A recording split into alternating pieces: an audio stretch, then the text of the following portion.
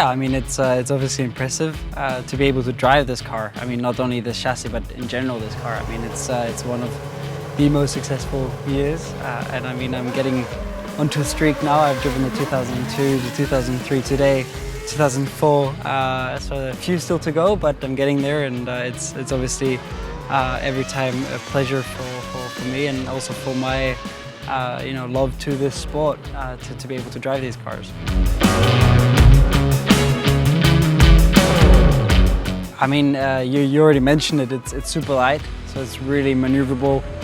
Brakings are super short, and it's a pleasure to drive it. You have this V10 in the back screaming around, and it's just it's a real pleasure driving it, and it's just super fun. And I'm kind of sad that I only get to drive here, because I would love to take it out on a big track. But I'll take it if that's the only thing I get. And yeah, any day again.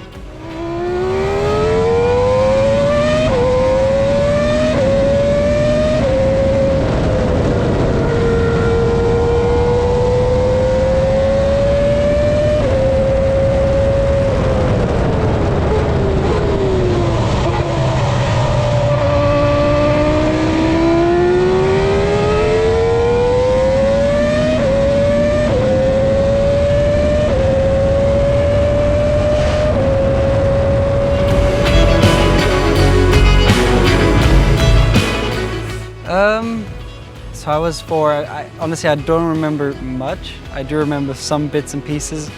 Looking at it now, I wish I would have, kind of seen and remembered much more of it, because it's, yeah, as you say, I think it's the top of our sport, and it's when the cars were sounding the nicest, driving the nicest, and just the fight and the rivalry was so exceptional. So yeah, I would have loved driving in that era. Wow, these cars belong on racetracks. They don't belong in museums to be watched. They have to be driven, and I mean, now this car is nearly 20 years old, so it's still driving like on the first day. On the other hand, also wants to be taken care of, and so you have to be smooth, realize that it's an old lady, and treat it that way. So just take it easy and enjoy the ride.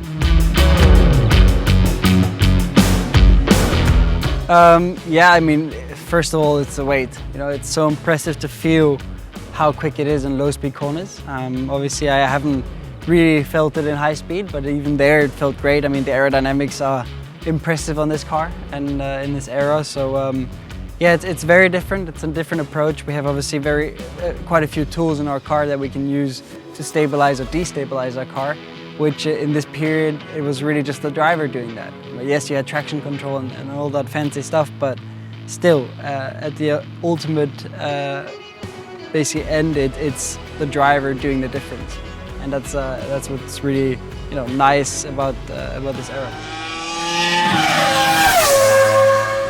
I love sound, and that's what this car has, and therefore it's such a nice change to have the sound back on the racetrack compared to the turbo era. But that's where we're going nowadays, and probably won't change, but in the back of my mind I'm still hoping that it will. So hopefully we'll see the V10 back at some point.